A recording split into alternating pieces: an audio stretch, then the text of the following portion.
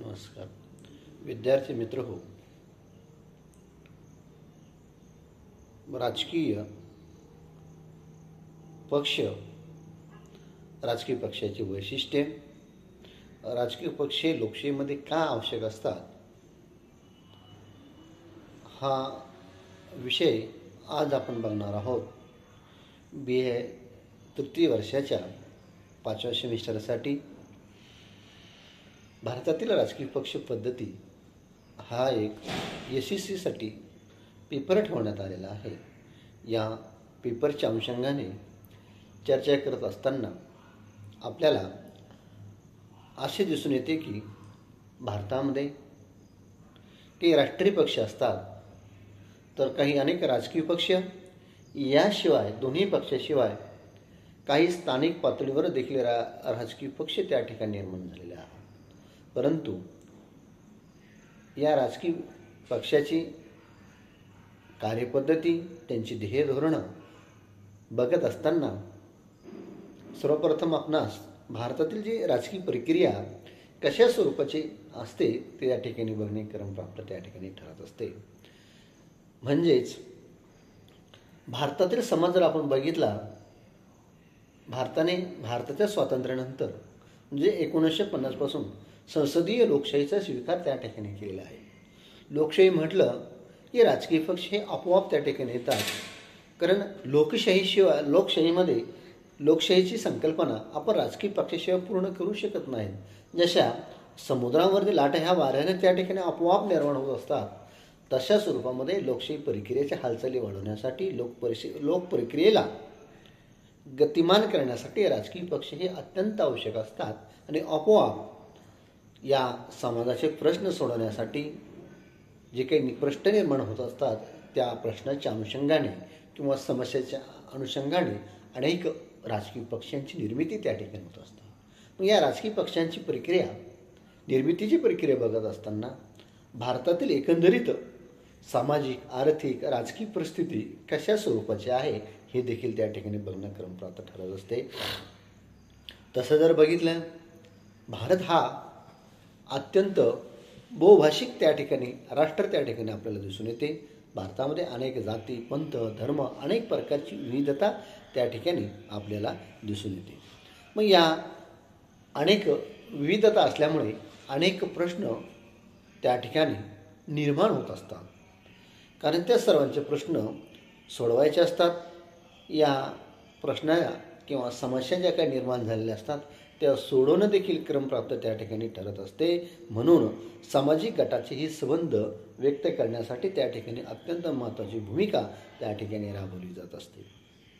मग या सर्व गरजेतून, मागणीतून वेगवेगळ्या प्रकारचे हितसंबंधी गट, दबाव गट, लॉबी, राजकीय पक्ष निर्माण होत असतात. जनतेचे प्रश्न सोडविण्यात यांची महत्त्वाची भूमिका असते. लोकशाही यंत्रणेत या सर्वांना अधिक महत्त्व असते. विचारांचे आदानप्रदान, देवाणघेवाण अखंड अविरतपणे चालू असते. समान हितसंबंधाचे लोक एकत्र येतात, विरोध करणारेही एकत्र येत असतात. या सर्व प्रक्रियेला एकंदरीत राजकीय प्रक्रिया त्या ठिकाणी होत असते. मग राजकीय प्रक्रिया म्हटलं की सर्वप्रथम राजकीय कृती त्या ठिकाणी व्यक्ती करत असतो. आपण बघितले की समाजामध्ये अनेक विविधता त्या ठिकाणी आहेत. मग या विविधतेत एकरूप राहत असताना अनेक प्रकारच्या समस्या देखील त्या ठिकाणी निर्माण होत असतात. आर्थिक, सामाजिक, राजकीय प्रश्न त्या ठिकाणी निर्माण होत असतात. मग हे प्रश्न सोडवण्यासाठी किंवा ह्या प्रश्न मांडण्यासाठी समाजामध्ये अनेक पातळीवरती दबाव गट त्या ठिकाणी निर्माण होत असतात. आपण भारताच्या स्वातंत्र्यपूर्व काळातील अवस्था जर बघितली की या ठिकाणी दीर्घकाळ इंग्रजांनी या ठिकाणी राज्य केलं. आपला राज्य करत असताना आपले निर्णयांची अंमलबजावणी करत असताना या ठिकाणी अनेक समस्या त्या ठिकाणी निर्माण झालेल्या होत्या. मग या समस्याचं निराकरण करण्यासाठी तत्कालीन समाजव्यवस्थेमध्ये अनेक प्रकारचे दबावगट देखील त्या काळामध्ये निर्माण झालेले होते. या दबावगटाचं रूपांतर नंतर ॲलन ह्यूम यासारख्या विचारवंतांनी, बॅनर्जीसारख्या विचारवंतांनी मग त्या ठिकाणी राष्ट्रीय काँग्रेसची स्थापना 1885ला केली गेलेली आपल्याला दिसून येते. अशा स्वरूपामध्ये अनेक दबावगट आजही लोकशाही व्यवस्थेमध्ये निर्माण होत असतात. राजकीय पक्ष एखाद्या सत्ता घेतल्यानंतर अनेक सत्ताधारी पक्ष निर्णय त्या ठिकाणी घेत असतात. मग या निर्णय प्रक्रियेमध्ये हित गुणदोष देखील त्या ठिकाणी बघितले असतात. मग घेतलेला निर्णय कसा योग्य आहे किंवा तो कसा चुकीचा आहे या संदर्भामध्ये देखील दोन गट त्या ठिकाणी निर्माण होत असतात आणि या गटातटाच्या प्रक्रियेतून एक राजकीय प्रक्रिया त्या ठिकाणी उदयाला येत असते. मग या राजकीय प्रक्रियेच्या अनुषंगाने आपल्या समस्या सोडवण्यासाठी अनेक राजकीय पक्ष त्या ठिकाणी निर्माण होत असतात. आपण बघितलं की महाराष्ट्रापुरता जर विचार केला आपण 1947ला भारत स्वतंत्र झाला. 1950ला भारतीय राज्यघटनेची अंमलबजावणी सुरू झाली. 1956ला प्रांतवार राज्यांची विभागणी प्रांत रचना त्या ठिकाणी करण्यात आली. त्यानंतर महाराष्ट्रात जर विचार केला आपण महाराष्ट्र हे द्विभाषिक राज्य, गुजरात आणि महाराष्ट्र दोन्ही मिळून असं द्विभाषिक राज्य त्या ठिकाणी निर्माण झालेलं आहे. पण हे द्विभाषिक निर्माण झालेलं राज्य आपल्यासाठी कसं अयोग्य आहे हे महाराष्ट्रीयन जनता त्या ठिकाणी अनेक दबाव गटाच्या माध्यमातून मांडलेलं आहे. गुजरातच्या लोकांनी देखील काय मांडलेलं आहे आणि मुंबई ही आमच्याकडे असली पाहिजे अशा स्वरूपाचा वाद त्या ठिकाणी निर्माण झाला होता. मग महाराष्ट्राची निर्मिती करण्यासाठी, महाराष्ट्र स्वतंत्र राज्य निर्माण करण्यासाठी संयुक्त महाराष्ट्र चळवळ त्या ठिकाणी सत्ताधाऱ्याशिवाय विरोधी पक्षाचे जे काही नेते आहेत, कार्यकर्ते आहेत यांनी संयुक्त महाराष्ट्र परिषदेची निर्मिती त्या ठिकाणी केलेली आहे आणि निर्मिती करत असताना त्याची अधिकृत नोंदणी करून राष्ट्रीय पक्ष देखील स्थापन केला. आणि आपण बघितलं की 1960च्या अगोदर त्या ठिकाणी संयुक्त राष्ट्र परिषदेचे अनेक प्रकारचे सदस्य त्या ठिकाणी जनतेच्या माध्यमातून निवडून त्या ठिकाणी आले. मग काय निर्माण झाली हे संयुक्त राष्ट्र परिषद? कारण महाराष्ट्रीयन जनतेला या द्विभाषिक राज्यामध्ये राहायचं नव्हतं. दोन भाषा वेगवेगळ्या प्रकारच्या आहेत. आपलं मराठी भाषिकांचं एक स्वतंत्र राज्य असावं अशी भूमिका त्या ठिकाणी संयुक्त राष्ट्र चळवळीने घेतली. मग ही चळवळ किंवा परिषद का निर्माण झाली? तर ती एक प्रकारची लोकभावना त्या ठिकाणी होती. कारण आमचं स्वतंत्र राज्य व्हावं ही कोणाची इच्छा होती?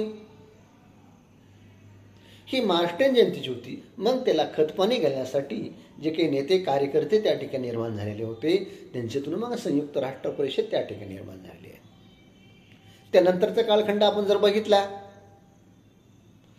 महाराष्ट्रामध्ये मुंबई देण्यासाठी अनेक प्रकारची वादळं त्या ठिकाणी निर्माण झालेली होती. मग या वादळामध्ये महाराष्ट्राची निर्मिती झाल्यानंतर या मुंबईमध्ये मराठी माणसाचं अस्तित्व असुरक्षित आहे अशी भावना त्या ठिकाणी जनतेने निर्माण झाली होती. याचाच परिणाम म्हणून 1964ला शिवसेनेची निर्मिती देखील त्या ठिकाणी झालेली आहे. मराठी माणसाचं हिताचं संरक्षण करण्यासाठी, नोकऱ्यांमध्ये त्यांचं आरक्षण ठेवण्यासाठी, मुंबईसारख्या शहरामध्ये मराठी माणसाचं वर्चस्व अबाधित राहण्यासाठी शिवसेनेची निर्मिती 1964ला बाळासाहेब ठाकरे यांनी केलेली आपल्याला दिसून येते. म्हणजेच काय? मग त्यांच्या अगोदर राजकीय पक्ष नव्हते का? ते देखील काय होत होते? जनतेच्या मागण्या मांडत होते, आपापल्या परीने शासनाशी भांडत होते. परंतु कुठंतरी एक या राजकीय प्रक्रियेचा भाग म्हणून प्रत्येक राजकीय पक्षाची निर्मिती त्या ठिकाणी होत असताना आपल्याला दिसून येते. आणि ही लोकशाही जिवंतपणाचं लक्षण आहे. एक प्रकारचं लोकशाहीला गतिमान देण्याचं एक काय आहे. अलीकडच्या काळात जर आपण घेतलं मराठा आरक्षणाचं आंदोलन, हे आंदोलन देखील काय आहे? एक लोकशाही प्रक्रियेचा, राजकीय प्रक्रियेचा एक भाग आहे, एक प्रक्रिया आहे. कारण लोकशाहीचं जिवंतपणाचं लक्षण आहे. आपल्या मागण्या सनशीरपणे त्या ठिकाणी मांडल्या गेल्या पाहिजेत आणि मांडतात. अशा स्वरूपामध्ये राजकीय प्रक्रिया ही गतिमान होत असते. लोकशाहीला एक दिशा देण्याचं काम किंवा लोकशाहीला एक प्रगल्भ बनवण्याचं काम त्या ठिकाणी या राजकीय प्रक्रियेतून होत असते. मग या राजकीय प्रक्रियेमध्येच आपल्या मागण्या मांडण्यासाठी किंवा निर्माण झालेले प्रश्न सोडवण्यासाठी अनेक प्रकारचे दबावगट त्या ठिकाणी निर्माण होत असतात. आणि नंतरच्या काळामध्ये या दबाव गटांनी आपली भूमिका निवडणुका जर लढवायची ठरली तर त्या ठिकाणी सनसीरपणे राजकीय पक्षाची नोंदणी करून त्या ठिकाणी निवडणुका घेण्याचं काम त्या ठिकाणी करत असतात. म्हणजे राजकीय प्रक्रिया गतिमान करण्यासाठी ओघानेच दबावगट त्या ठिकाणी निर्माण होत असतात. या दबावगटाचं रूपांतर नंतरच्या काळामध्ये राजकीय पक्षामध्ये देखील झालेलं आपल्याला दिसून येते. आणि अशा स्वरूपामध्ये भारतातील राजकीय पक्ष हे लोकशाहीला एक प्रकारची गती त्या ठिकाणी देण्याचं काम त्या ठिकाणी करत असताना आपल्याला दिसून येते. अशा स्वरूपामध्ये मग राजकीय प्रक्रिया हा अत्यंत महत्त्वाचा घटक त्या ठिकाणी आपल्याला दिसून येतो. म्हणजे आजच्या या तासिकेमध्ये आपल्याला हेच म्हणायचं आहे की या राजकीय प्रक्रियेमध्ये अनेक प्रकारचे गट हे संबंधी गट त्या ठिकाणी येत असतात आणि या गटाला विरोध करणाराही गट देखील त्या ठिकाणी होत असतो. एक प्रकारची अशा स्वरूपाची लोकशाहीशी सुसंगत अशी एक राजकीय प्रक्रिया त्या ठिकाणी चालू असलेली किंवा चालत आलेली आपल्याला त्या ठिकाणी दिसून येते. म्हणूनच मग या राजकीय प्रक्रियेतून राजकीय नेतृत्वाची देखील निर्मिती होत असते आणि असं नेतृत्व काळाच्या ओघामध्ये एक प्रकारचा ठसा त्या ठिकाणी उमटत असते आणि एक प्रकारे लोकशाहीला वाटचाल किंवा लोकशाहीला गतिमान करण्याची भूमिका त्या ठिकाणी करत असते. स्वातंत्र्यपूर्व काळामध्ये लोकमान्य टिळक असतील, महात्मा गांधी असतील यासारखी राजकीय नेतृत्व त्या ठिकाणी ताऊन सुलापून त्या ठिकाणी निर्माण झालेलं होतं आणि आपला जो गाडा आहे तो लोकशाही प्रक्रियेकडे नेण्याची भूमिका या नेतृत्वाने केलेली आहे. स्वातंत्र्यानंतरच्या काळातही पंडित जवाहरलाल नेहरू असतील, इंदिरा गांधी असतील, जयप्रकाश नारायण असेल, एम रॉय असेल, असे अनेक प्रकारची समाजवादी मंडळी देखील त्या ठिकाणी निर्माण झालेली आपल्याला दिसून येते. म्हणजेच काय की नेतृत्वाची निर्मिती देखील काळानुरूप त्या ठिकाणी होत असते आणि या सामान्य जनतेच्या चळवळीमधून अनेक कार्यकर्ते देखील तयार होत असते. या कार्यकर्त्यामध्ये जे काही चांगले गुण असतात या गुणामुळे सगळ्यांना सोबत जाण्याच्या भूमिकेमुळे अनेक राजकीय नेतृत्व देखील त्या ठिकाणी तयार होत असतात. म्हणूनच विशिष्ट गटाचे विचारांचे नेतृत्व ते हळूहळू करत असताना आपल्याला दिसून येतात. ही नेते मंडळी समाज जागृती, राजकीय जागृती, शैक्षणिक जागृतीचे काम करत असतात. त्यातून लोकशाही प्रक्रिया ही अधिक गतिमान होत असते. आजच्या या धकाधकीच्या जीवनामध्ये शासन संस्था आणि तिच्या वेगवेगळ्या शाखावर दडपण आल्याखेरीज आपली उद्देशपूर्ती त्या ठिकाणी होत असताना आपल्याला दिसून येत आहे. कारण सत्ताधारी पक्ष आपल्या राजकीय निर्णय त्या ठिकाणी घेत असताना, जनतेवर लादत असताना जनता जोपर्यंत आपल्या मागणे योग्य नाही सांगत नाही अनेक प्रकारचे दबावगट त्या ठिकाणी निर्माण करत असतात आणि दबावगट एक प्रकारचा शासनावरती, शासन संस्थेवर दबाव त्या ठिकाणी निर्माण करतात आणि आपल्याला हवं तो इच्छित मागण्या मान्य करून घेण्यासाठी यासारख्या आंदोलनातून दबावगटातून राजकीय पक्ष, नेतृत्व, कार्यकर्ते अशा स्वरूपाची एक फळी त्या ठिकाणी निर्माण होत असते. अशा स्वरूपामध्ये आपल्या भारतामध्ये नॅशनल आणि रिजनल प्रादेशिक पक्षाची भूमिका आपण बघत असताना सर्वप्रथम या प्रक्रियांचा म्हणजे राजकीय प्रक्रियेचा अभ्यास, राजकीय नेतृत्वाचा अभ्यास, दबावगट, विविध प्रकारचे हितसंबंधी गट, त्याला विरोध करणारे विरोधी गट यांचा अभ्यास केल्याखेरीज आपल्याला समोर जाता येत नाही.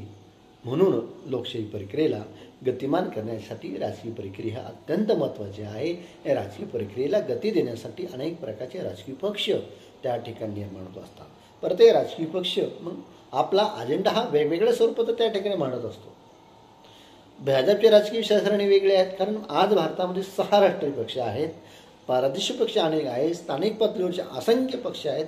प्रत्येक पक्षाची विचारधारा, उद्दिष्ट, ध्येय धोरणं ही वेगवेगळी त्या ठिकाणी आपल्याला दिसून दिसतात.